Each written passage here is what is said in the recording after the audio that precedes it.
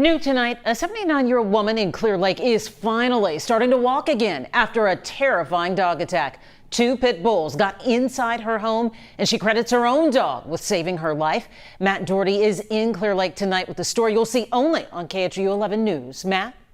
This story is unlike anything that you've seen. The victim tells me one moment she was standing in her kitchen. The next, she was staring up at dogs on top of her. Okay, who's next? It's me. Okay.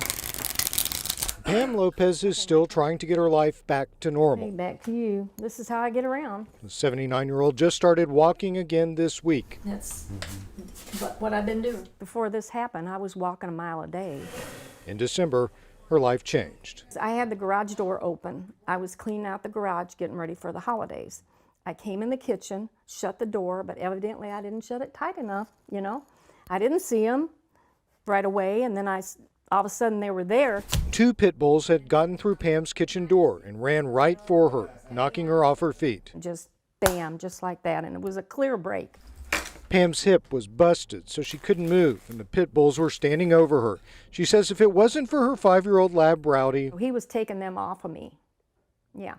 she might not have survived. Rowdy fought off the 2 dogs, protecting her. He was mortally wounded during the fight. Luckily, a neighbor heard her screams. And I told my neighbor, I said, see if you can get him out of the house, you know?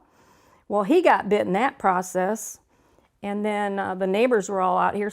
The standby person wandering by got bit. Police arrived a short time later. Pam says they had to tase the dogs, then took them away. Pam was rushed to the hospital and Rowdy to the emergency vet.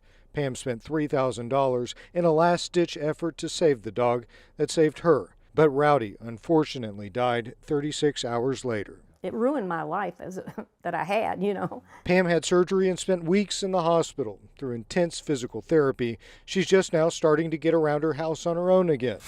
But Pam says ever since the attack, her nerves have been on edge. The one thing she wants now is, I'd like to know who it was that owned those dogs. I don't want to ever see them again. Okay, that's my bottom line. I never want to see them again. Pam says she was told the dogs were euthanized. However, we were not able to confirm that with police tonight.